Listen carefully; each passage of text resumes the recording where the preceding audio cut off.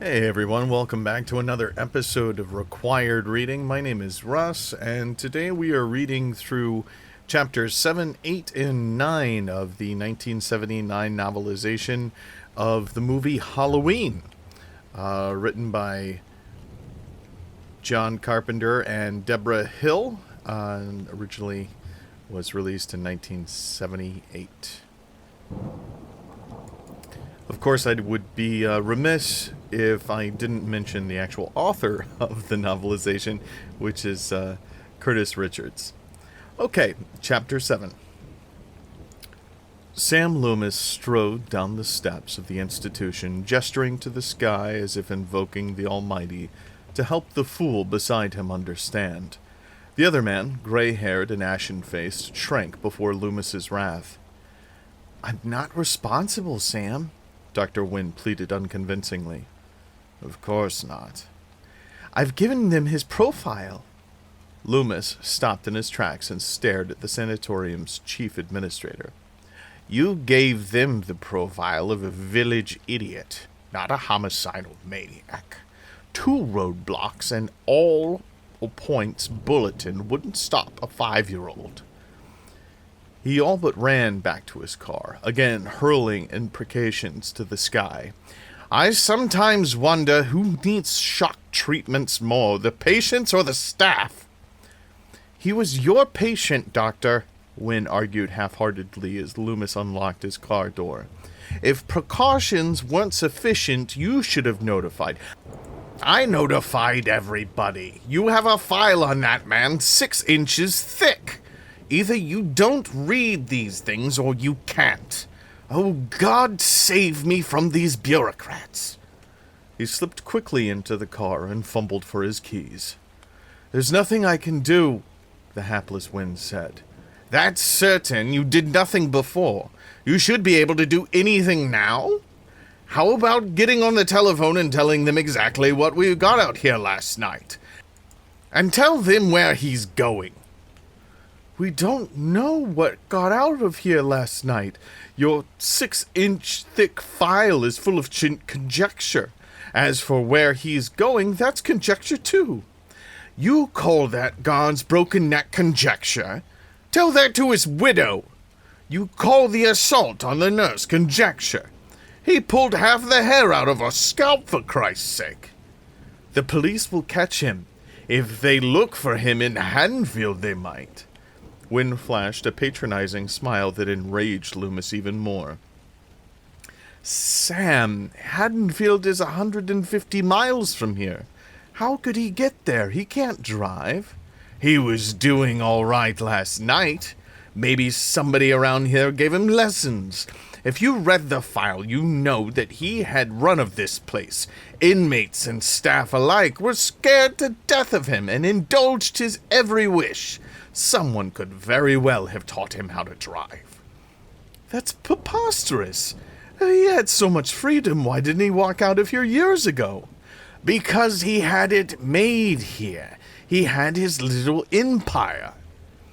Wynne shook his head and rolled his eyes heavenward, as exasperated with Loomis as Loomis was with him.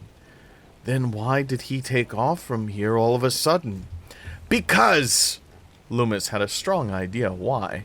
For the same reason why he was probably headed for Haddonfield.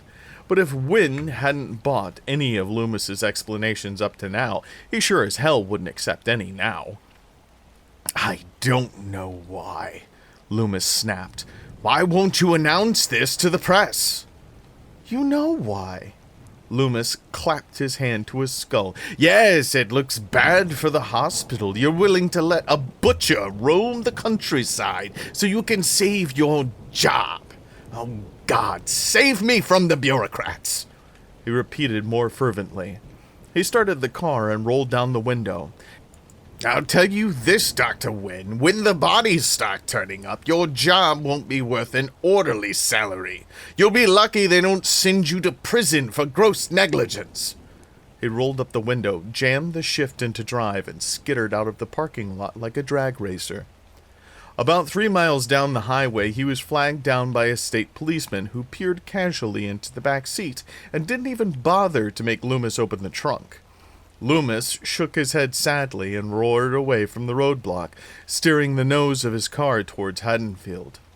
After an hour, he came to a sign announcing Haddonfield, 73 miles, beside which was a telephone booth. Just beyond it, a red pickup truck was parked. The door of the dilapidated vehicle was open, but Loomis could not see anyone. Loomis frowned and pulled over to kill several birds with one stone. He had to phone his wife. He had to take a leak, and he wanted to look at the truck with the open door. In order of least importance, he called his wife. "No," he said after a few familiar homilies.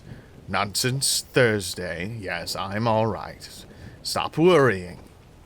After this, I'll sleep for a week, 2 weeks. But for now, I must stop him. Of course it's possible," he replied to a conjecture as fastidious as some of Wynn's.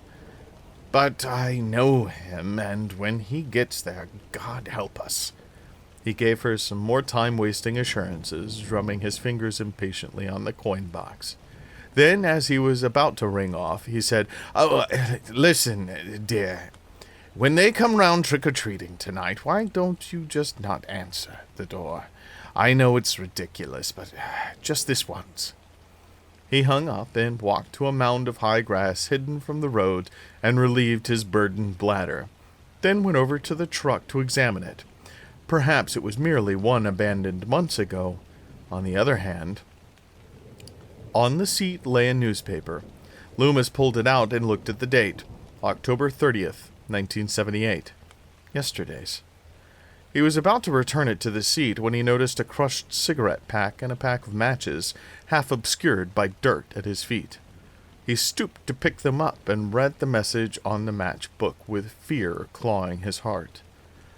"The Rabbit Inn Red Lounge. Entertainment Nightly." He raced back to the car, jumped in, started it, and rooster-tailed back onto the highway. About 6 paces beyond where he'd urinated, a man lay in the grass. Except for his shorts, he was naked. His eyes stared in sightless horror at the clouds that had begun to roll in the sky. His body, however, lay stomach downward. Chapter 8. And the book ends, but what Samuel's really talking about here is fate. Mrs. Fredericks shut the book with a thump, then went to the blackboard and with the side of a piece of chalk wrote the word fate in large bold letters. She then wrote the name Rollins in smaller letters about 3 feet away from fate, then connected the two with 4 arrows going from Rollins to fate, one of them direct, the other 3 describing large arcs. Laurie had not been paying much attention to the morning lessons, for her mind kept drifting to the image of a 6-year-old boy with a gleaming butcher knife plunging it again and again into the softness of her body. Her legs were crossed, and she squeezed her thighs tightly together to keep the imagined blade from making its most horrifying thrust of all. She looked down at her notebook and realized the symbolism of the doodles she had been making absently during the teacher's exposition of the novel. Dagger-shaped arrows penetrating a valentine-like heart. Perhaps that was why she sat up attentively when she noticed the arrows Mrs. Fredericks had drawn on the blackboard. They all extended from Rollins, and all went in different directions, yet all ultimately arrived at fate. "You see," Mrs. Fredericks amplified, "fate caught up with several lives here. No matter what course of action Rollins took, he was destined to meet his own fate, his own day of reckoning. The idea is that destiny is a very real, concrete thing that every person has to deal with." She emphasized this by stabbing at the word fate 5 times in rapid succession with the chalk until it snapped. 2 or 3 students giggled, but Laurie drew her breath in sharply. She mused about fate. Suppose it was my fate to die like Judith Myers. No matter which way I ran, no matter what I tried, that blade would be waiting for me. Gosh, that couldn't be my fate. I'm too young, I'm too... well, too nice. But Judith Myers was young, and probably no less nice than I am. It was just her destiny, that's all. It had been determined by God 1,000,000 years ago on October 31st, 1963, Judith Myers would be horribly murdered. But why would God do a thing like that to a nice girl? God wouldn't do anything evil like that, would he? We were taught in Sunday school. As her mind wandered dreamily over these solemn questions, she noticed a station wagon parked on the street. Behind the wheel, gazing into her classroom, gazing, it seemed, directly at her, was a man. At least she thought it was a man. He was dressed, as far as she could make out, in dark khaki mechanics coveralls. His hair was black, but his face seemed preternaturally white, almost powdered. In fact, the more she looked at the face, with its red lips and sunken purple eyes, she wondered if he weren't wearing a mask. He'd better be, because if that's his own face, that guy is in trouble. Wow, if he's looking at me, then I'm in trouble. Hoping he would go away, she focused on Mrs. Fredericks, who had picked up her broken chalk and was putting some finishing touches on her rendering of Man Against His Fate, underlining and circling fate several more times. As she'd had enough morbid thoughts for one day, or for a lifetime, Laurie concentrated on the lesson. Adwen, Mrs. Frederickson's was asking, how does Samuel's view of fate differ from that of Constant? I'm not going to look at that man, Laurie swore to herself as the boy 2 rows away muttered in answer. I can see him out of the corner of my eye, but I'm not going to give him the satisfaction of looking at him. Well, maybe just a bit to see if he's still. She turned her head ever so slightly. He was. Laurie? The pronunciation of her name came like a thunderclap, and she jumped as if a bolt had struck her seat. Ma'am? Perhaps you can answer the question. She closed her eyes and brought the question to the forefront of her mind. Then she struggled for a moment to produce an answer.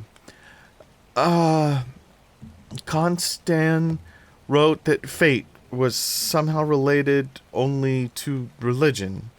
The teacher's smile of approbation prompted Laurie to go on and gave her fortitude. Whereas Samuel's felt that fate was like a natural element, like earth, air, fire, and water. That's right, said Mrs. Fredericks. Samuel's definitely personified fate. He was gone. She decided, even as she spoke to the class, that she was going to whip her head around when she finished and glare at him, whoever he was, until he dropped his eyes in embarrassment. But he was gone. He was back. Several hours later, as school ended with a blaring bell, he sat in the stolen station wagon, watching the children burst out of the doors with a clamor. Many of them were dressed in Halloween costumes and bore black and orange paper cutouts made in school. Witches and pumpkins, black cats and devils, skeletons and ghosts. One little girl pretended to be riding a broomstick with a cardboard black cat on it. Another wore a jack-o'-lantern on his head like a famous headless horseman. After a while, 4 boys emerged, one of them bearing a pumpkin so large he swayed from side to side like an overburdened burro. The other 3 were pushing him back and forth and taunting him. The boy they were bullying was the same one that had been talking to the pretty blonde girl this morning. "Leave me alone," the boy was pleading. They wiggled their fingers in his face. "He's gonna get ya! He's gonna get ya! He's gonna get ya!" The boy slapped at the fingers. "Leave me alone!" "The boogeyman is coming." "No, he's not. Leave me alone." "He doesn't believe us. Don't you know what happens on Halloween?" said the biggest one, putting his face close to Tommy's. Tommy shrugged. "Yeah, we get candy." They laughed and danced around him, waving their hands in his face. "Ooh, the boogeyman! The boogeyman!" Tommy clutched his pumpkin tightly to his chest and tried to push his way through them.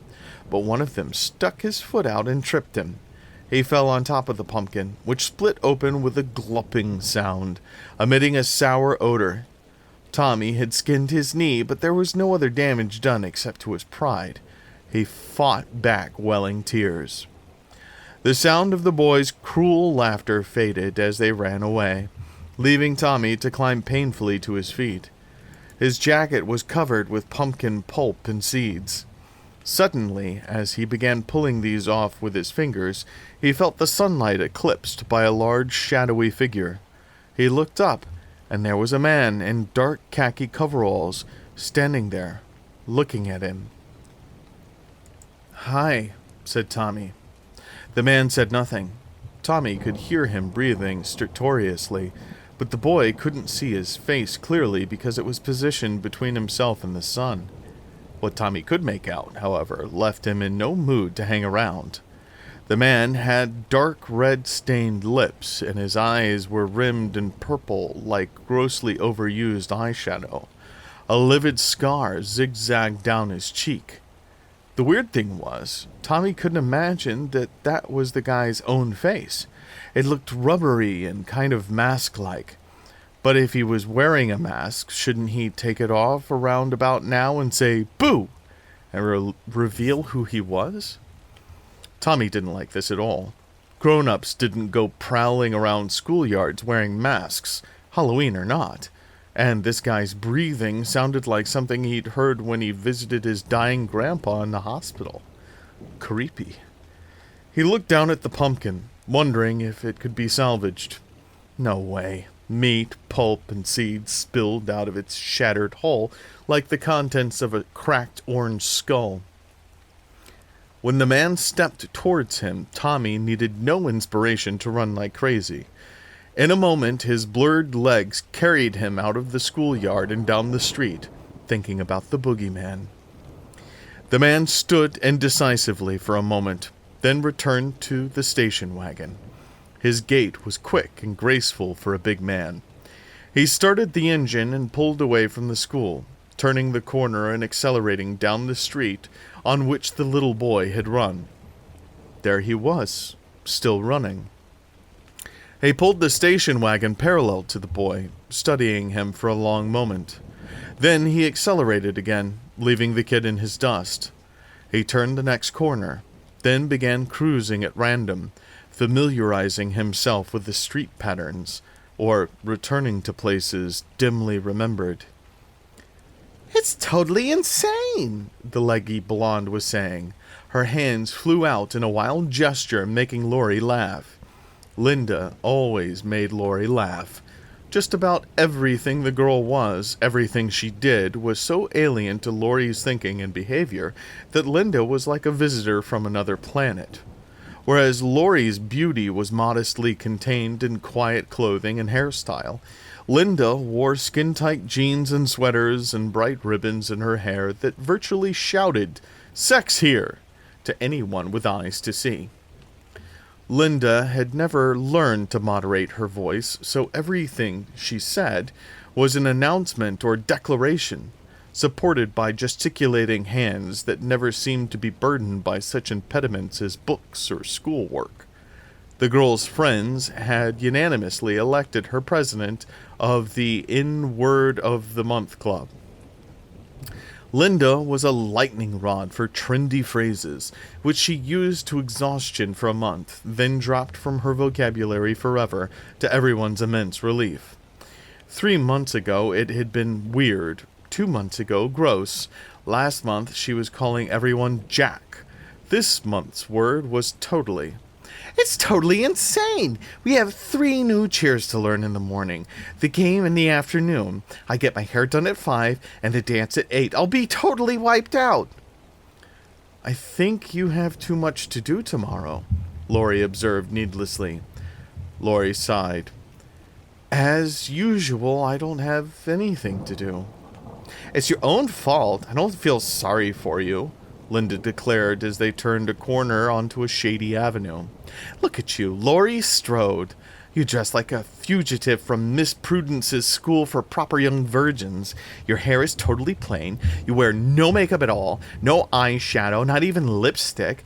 If you're hoping to catch a boy, forget it. You couldn't catch a frog the way you look. Thanks a lot. Don't get insulted. You know perfectly well how pretty I think you are. But you go around like being pretty is embarrassing. I don't think anyone in Haddonfield knows if you have any boobs. You're always hiding them behind a stack of books that would bring a sumo wrestler to his knees. For God's sakes, and that walk! Laurie was shaking with laughter. Enough! That walk!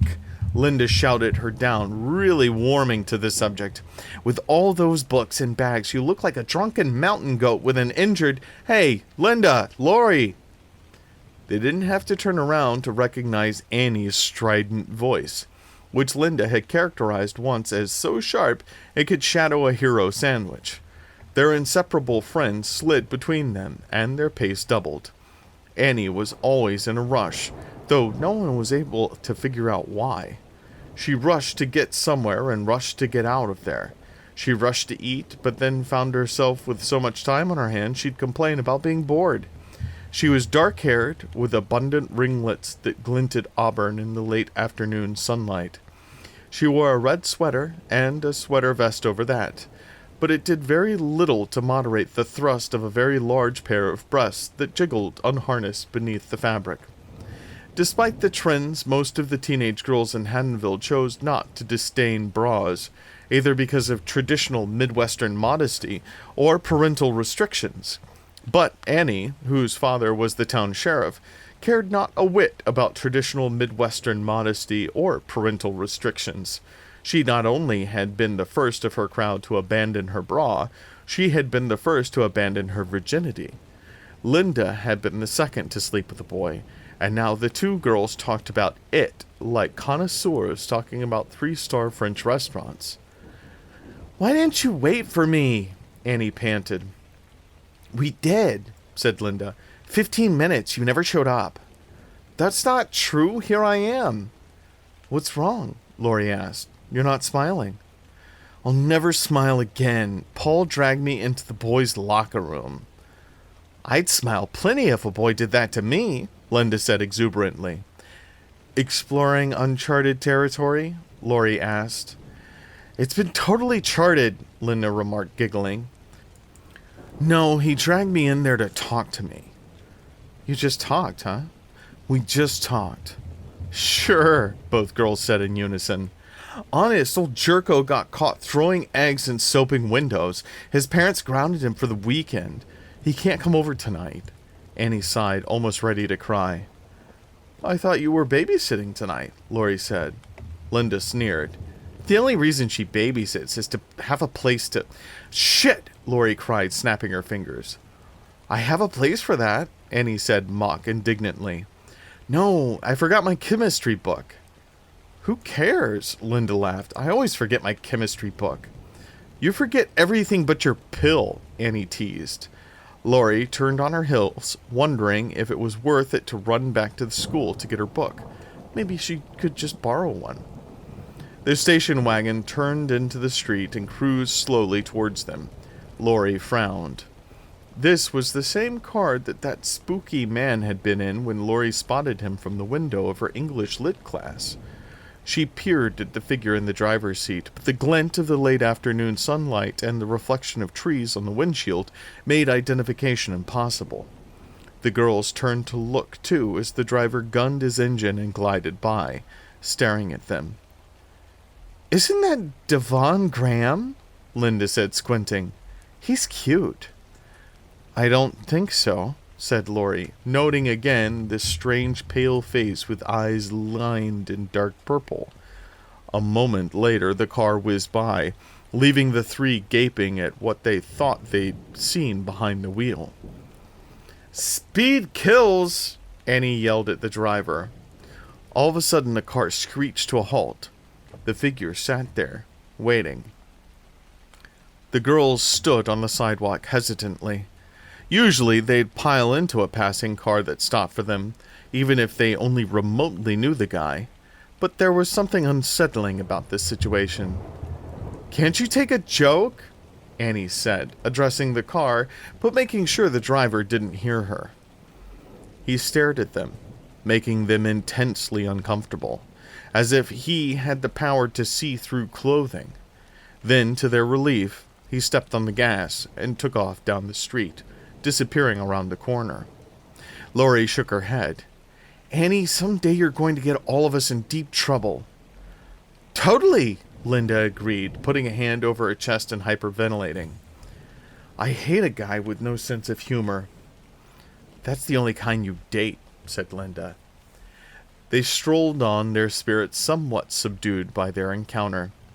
Laurie was pensive and troubled. Something was wrong. That man, that figure in the window of the Myers house. Halloween, a butcher knife, blurring towards her. Meanwhile, her friends chattered on. Well, Linda was saying, are we still on for tonight? I wouldn't want to get you in deep trouble, Linda, Annie replied. Come on, Annie. Bob and I have been planning on it all week. Annie sighed. All right. The Wallaces leave at 7. Laurie made a conscious effort to pull her mind away from its morbid fixation. I'm babysitting for the Doyles. It's right across the street. We can keep each other company. Terrific, Annie groaned. I've got 3 choices. Watch the kids sleep, listen to Linda screw, or talk to you. They stopped in front of Linda's house, a pastel green framed house with dark green shutters. It was nestled beneath a towering elm whose leaves twirled to the prim lawn with every gust of the autumn breeze. What time? Annie asked without enthusiasm. I don't know yet, Linda replied. I have to get out of taking my stupid kid brother trick-or-treating. Saving the treats for Bob? Annie asked gaily. Funny. See you. Linda walked up the path to her house, her tightly clad rear jiggling seductively. You don't have to wiggle it, Annie called out to her. There aren't any guys around. You can never tell when one might be hiding in the bushes, Linda replied, shouldering the front door and disappearing inside. Annie and Laurie started up the street again, Annie launching into a tirade about Paul's stupidity and getting himself grounded on one of the key weekends of the year. As she rattled on, Laurie saw the figure again. At least she thought she did. About 50 yards down the street, something was standing at the edge of a tall hedgerow separating 2 homes. The khaki green of his coveralls blended so well with the olive color of the bushes that for a moment she thought it was merely an extension of the shrubbery. Then she glimpsed the ghostly white face through the leaves. Look! Look where? Behind that bush, there? Laurie pointed to an empty spot beside the hedgerow. You're going to tell me there was a guy in the bushes, right? There was. Very funny. A second after Linda says there might be a guy hiding in the... Really, Laurie, your sense of humor. I'm telling you, the man who drove by, the one you yelled at? Subtle, isn't he? Hey, creep! Annie raced down the street ahead of her friend, balling her fist to slug the masher lurking in the bushes. She peered around and a cunning smile came over Annie's face. Hey, Laurie, he wants to talk to you, she shouted. Laurie stood riveted to the sidewalk. He wants to take you out tonight.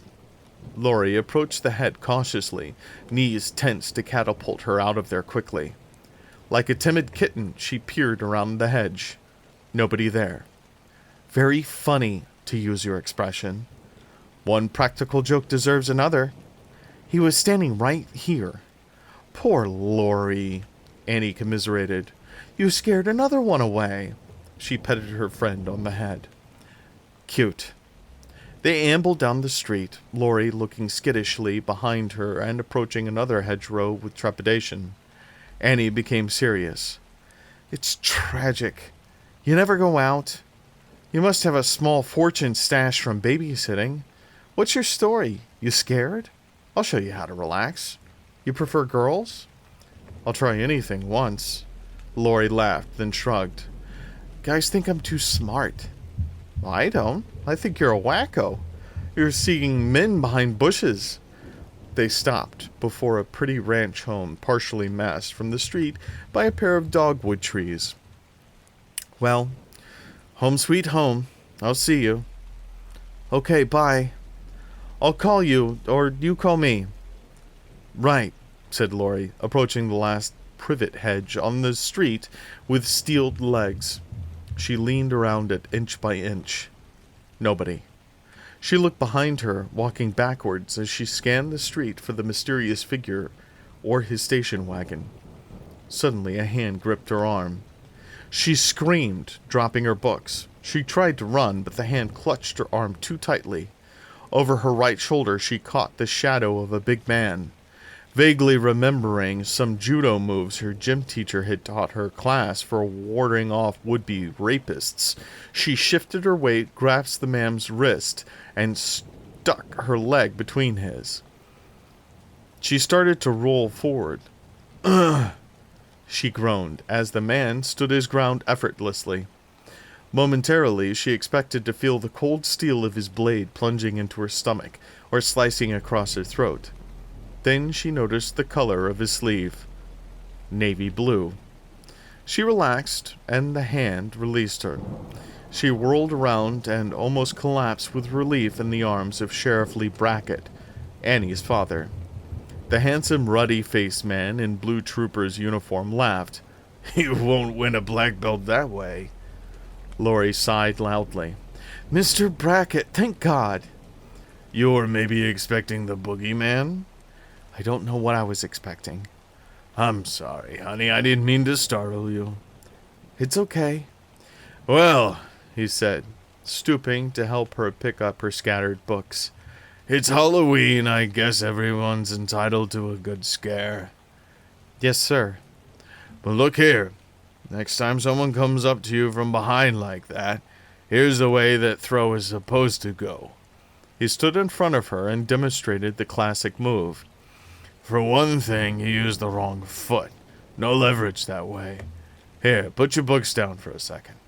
Laurie set them down, then positioned herself in front of Brackett, who must have been 6'2" and close to 200 pounds. "I think I could toss an oak tree easier than I could budge you," she laughed nervously. "Some ancient Greek said, 'Give me a lever long enough and I could move the world.' It's all in leverage." Laurie blinked. "I'm impressed. Where'd you learn about the ancient Greeks?" Brackett laughed. "You'd be surprised how smart dumb cops are. Now," he said, placing her in front of him, "put this foot here, grab me by the arms this way, then roll your full weight." "Whoa!" Laurie threw her hip out and tossed the big man over her shoulder onto the lawn. "Oh, Lord, I'm sorry, Mr. Brackett. I didn't realize—" "Your own strength? That's the whole idea, I think," he added, raising himself to his feet and brushing himself off. "Wow, now you're ready for the boogeyman." He stooped to pick up her books again. "Thanks, Mr. Brackett. Tell Annie I'll speak with her tonight." "You bet." Still dusting leaves off of his uniform, he ambled home. She turned into her street, reflecting on the day's strange occurrences. "Well, kiddo," she said to herself, "I thought you outgrew superstition." For a moment before she stepped onto the flagstone path to her own front door, she observed a group of kids parading down the street in their goofy store-bought costumes, and wondered where it had all started. These traditions, witches, hobgoblins, pumpkins, and black cats. And she had to admit she knew no more about Halloween than she knew about judo throws. Less, since she knew at least how to throw one sheriff if he stood long enough. Dimly she realized that the celebration must harken back to the old times when evil was more respected in the world. She'd seen The Exorcist and The Omen, and she knew it was possible that evil and its incarnations, like ghosts, the devil, and witches, really existed. But she'd never met anyone who truly believed it, and deep down she certainly didn't believe it herself. But what had changed since the time when people were afraid to go into cemeteries and attended rituals to make the devil appear or chase the devil away? Had I ever known anything truly evil? she asked herself. Except for Mrs. Langholm's history tests, Laurie couldn't think of a thing. Yes, there was one thing. Something genuinely wicked had happened in this very town 15 years ago, only a few blocks from where she stood now. There was no other way to describe the horror of a sweet little 6-year-old boy stalking up to a room of a pretty, ordinary teenage girl and running a long knife into her guts dozens of times. That was evil. There was no other word for it. With a shudder, she stepped into her house. "Hi, Mom. I'm home." "Hi, darling." Laurie went into the kitchen where her mother, a red-headed woman with the same angular slenderness of her daughter, was busy candying apples. Laurie unloaded her books on the kitchen counter and stretched her weary arms. She kissed her mother and dipped a finger into the apple glaze, touching it to her tongue. "Mom, have you ever known anyone evil?" Her mother cocked her head and looked at Laurie with arched eyebrows. "Well, that's quite a question." "Well?" Her mother washed her gooey fingertips in the sink, then wiped them on a paper towel. "Well, they said that Hitler was evil, but I was too young to remember the war, and of course the only other thing I know about his atrocities is what I've read or seen in books. I mean, I've never experienced someone evil, if that's what you're getting at." "I think it is. What about the little boy who stabbed the Myers girl?" Mrs. Strode shook her head. "You're certainly thinking some dark thoughts today, young lady." "Yeah, I know. But it's interesting that you mention it. If you went to church more often, you'd understand why." "Huh?" "Yes, you see, the Myers case was mentioned by Reverend Peters in the last Sunday's sermon." "It was?" Laurie leaned forward, fascinated. "Uh-huh. He started of reminding us that Halloween was coming up this week, and he said some real interesting things about the origins of Halloween. About how it goes back to the festivals aimed at warding off demons at harvest time way back when." "What does that have to do with the Myers case?"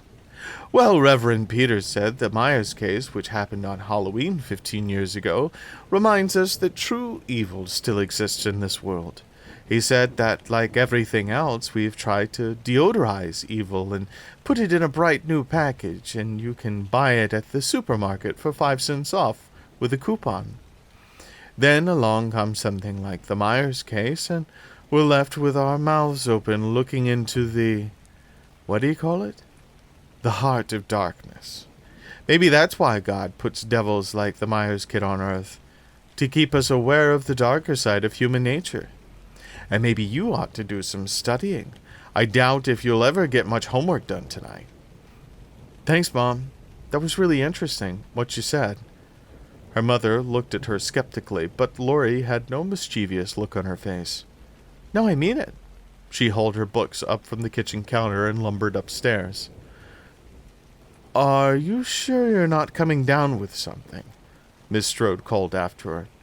"No, just a minor case of the spooks. It's Halloween, after all." She dumped her books on the desk and made a beeline for her phone for her daily gossip fix, as she called it.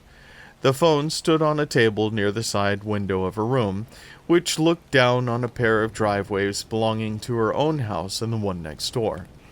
On a sunny day, her mother often hung laundry on a line there.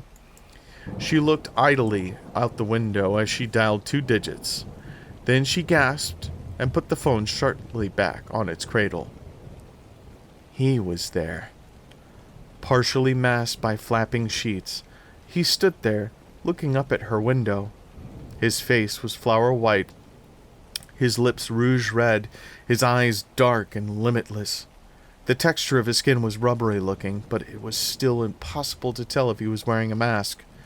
Until this moment, she'd had a sneaking suspicion it might be Eddie Lester or Paul Sheehan, or one of those clowns who were always pulling practical jokes, and except April Fools when they worked overtime at it, if ever there was a day for practical jokes, Halloween was it.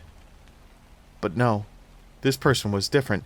He was huskier than any of the guys at school, and there was something about the way he hung back instead of tearing off his mask, identifying himself and saying the joke was over, the way any normal prankster would. And this person was so elusive. You looked at him and he was there, but if you blinked he was gone. And that station wagon. She'd never seen it around, and she and her friends knew every car in town for sure. She noticed some kind of emblem on the door as it cruised past this afternoon. Next time it went by, she'd look at it more carefully or try to get the license number. But now he was gone. Biting her lip, she slammed the window down hard, rattling the sash, and locked it. Rubbing her knuckles over her teeth, she paced around the room, wondering what to do.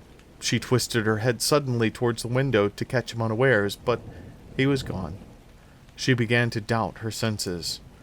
Her phone rang, making her jump as if a shotgun had gone off at her feet. She picked it up. "Hello?" The line was open but silent. Someone was listening at the other end. "Hello?" There was a sound like someone smacking his lips. "Who is this?" The sound grew louder, and someone made a muffled growl.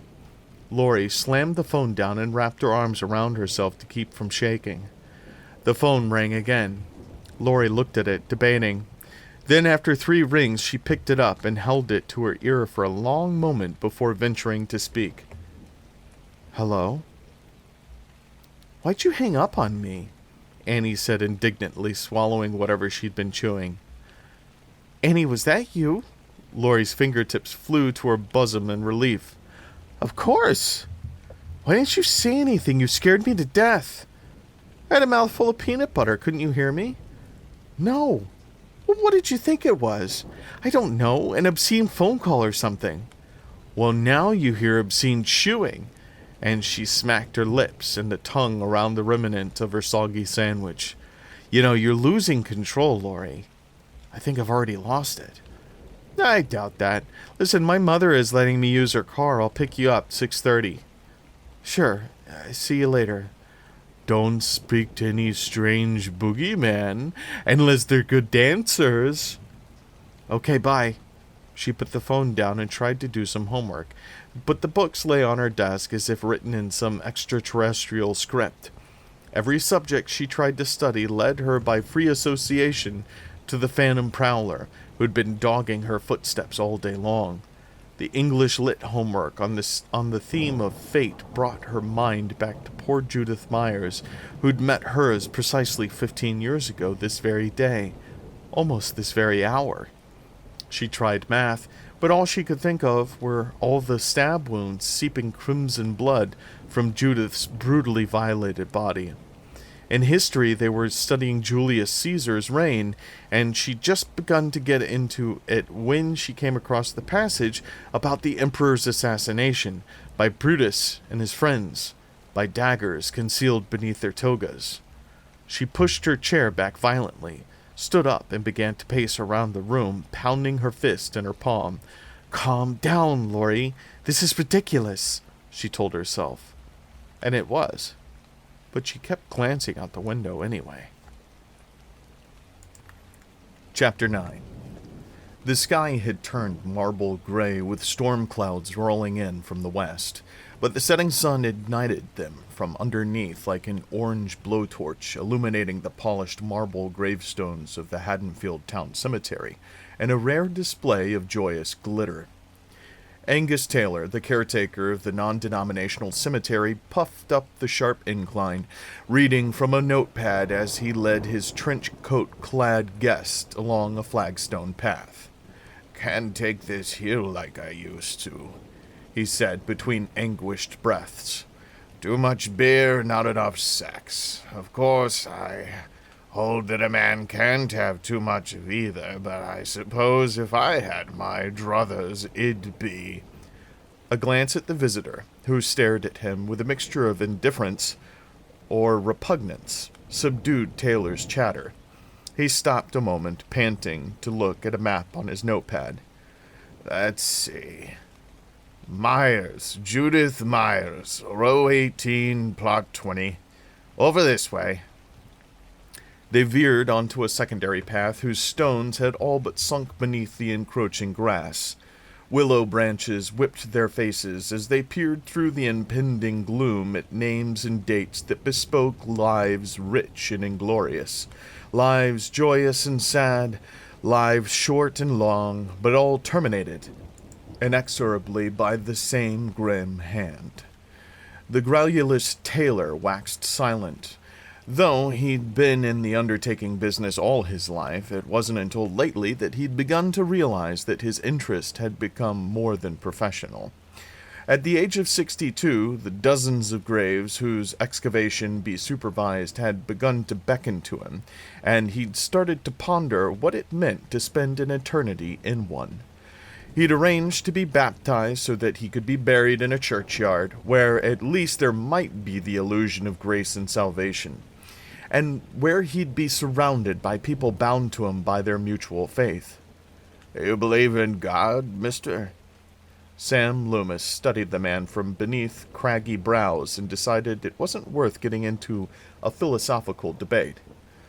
"Doesn't everybody?" he said. "Which way?" "Left." They walked slowly, scanning the stones. "Every town has something like this happen," the puffing man said. "I remember a guy over in Russellville, Charlie Bowles.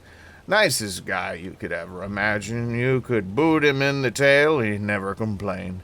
And maybe some 20 years ago, I recollect, he finished dinner, excused himself from the table, and went into the garage. Come back with a hacksaw, he did. Kissed his wife and 2 kids goodbye, then proceeded to..."